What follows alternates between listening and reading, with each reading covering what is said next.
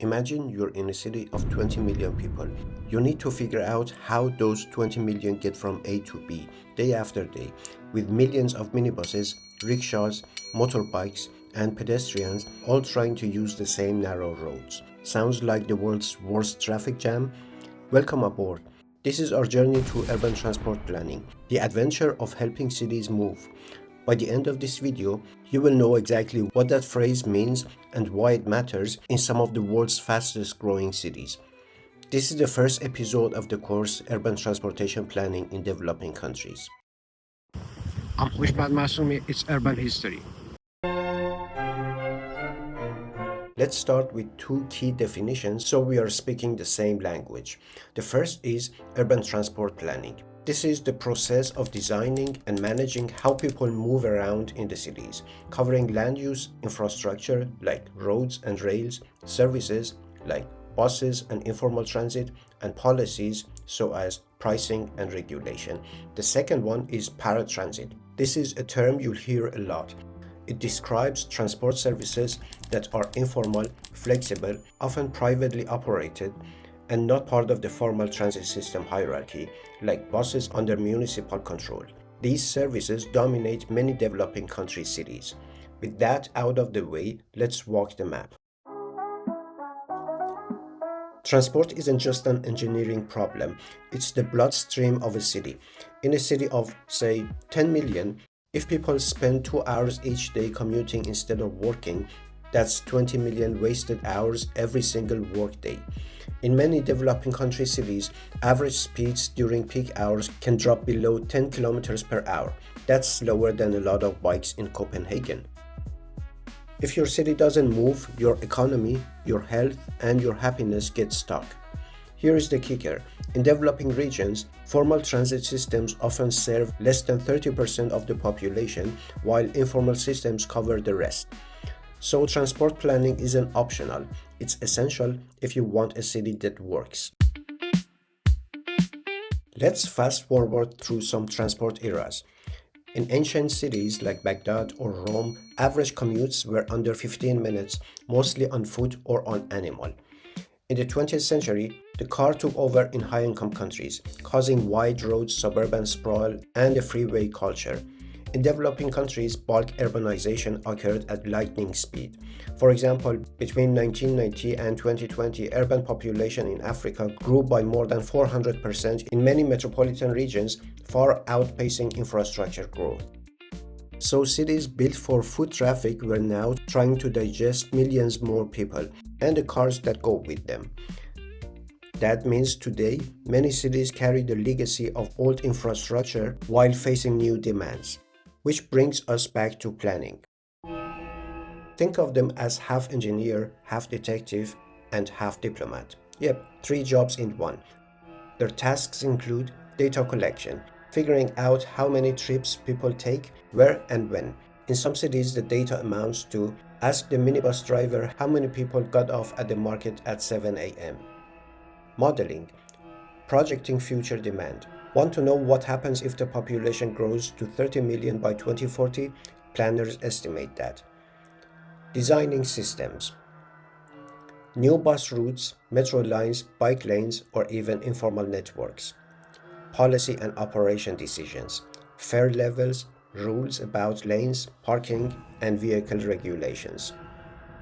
And implementation. That's the tricky part. Lots of plans, fewer outcomes.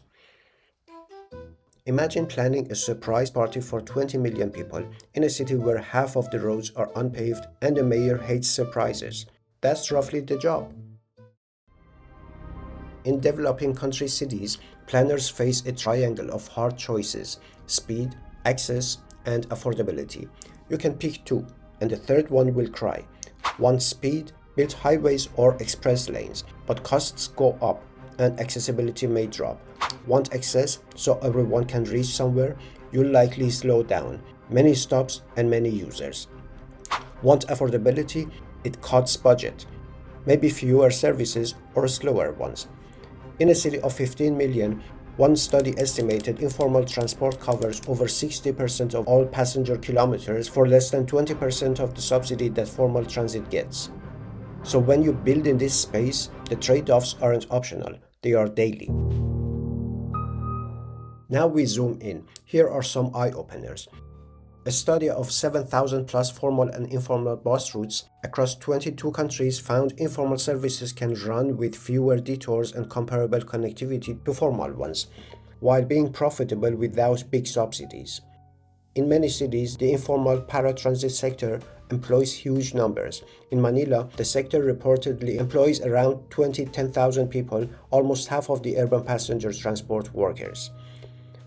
In cities with massive growth, formal transport often covers less than 20 to 30% of trips. The rest are by informal modes, walking or motorized two or three wheelers.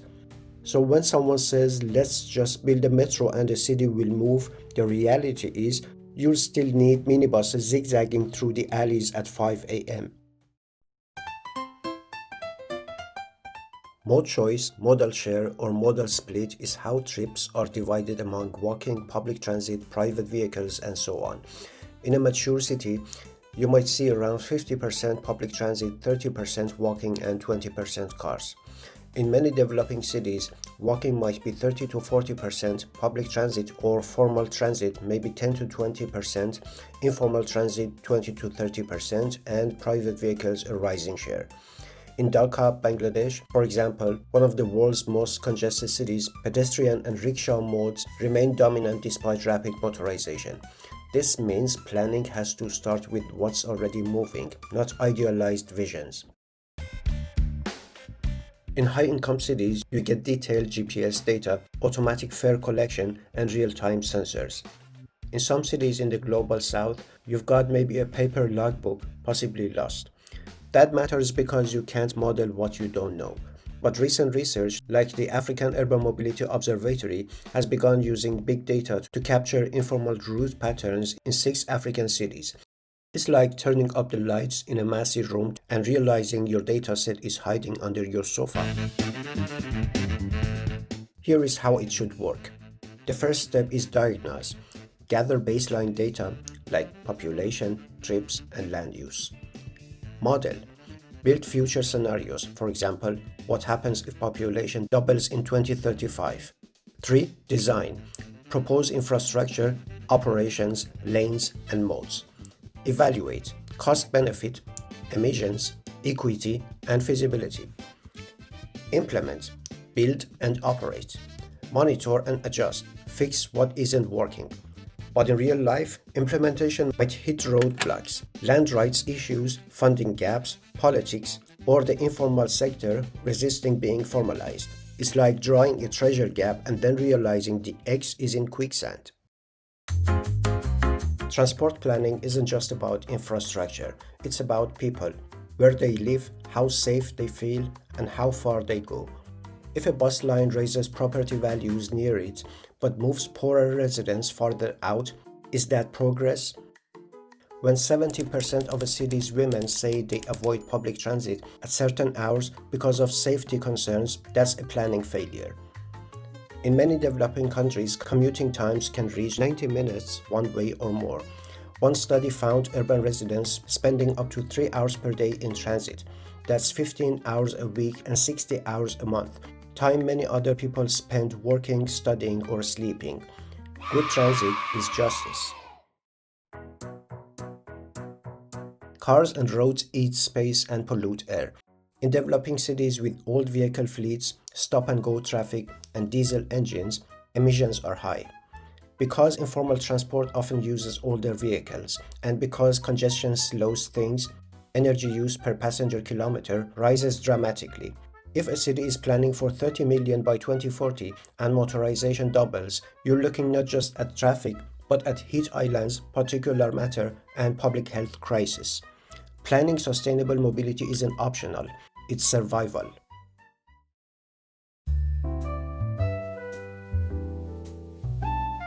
Let's laugh, but kind of grimly, at a few real mess-ups. A city builds a highway ring and finds it full before it opens. A BRT system gets priority lanes, but they are invaded by private cars anyway. A metro station opens, but there is no safe walkways from the neighborhood, so commuters still use minibuses. kind of like buying the world's fastest sport cars but parking it in your garage forever because the roads are blocked. Every failure teaches something valuable. The informal sector is always moving people. Skipping them kills equity, but don't build luxury infrastructures if feeder services don't exist. Here is where our journey gets exciting. Things are changing. New mapping tools show informal sector routes for the first time. Electric three-wheelers are replacing diesel ones in some Asian cities. Some cities are formalizing paratransit, integrating it with metro and bus systems. This is not copy the West, it's invent your own path. We are in the early chapters of the world's greatest transport experiment, and you're along for the ride. Remember, every statistic is a person.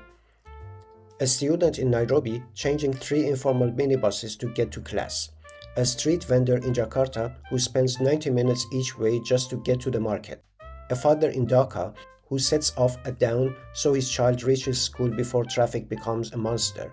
Good transport planning gives these people time for life, time to breathe, time to grow. So, what is urban transport planning? It is the art and science of helping cities move, balancing speed, access, and affordability in a context where everything is changing fast. In developing regions, it's not just optimization, it's improvisation, adaptation, and often innovation born out of necessity.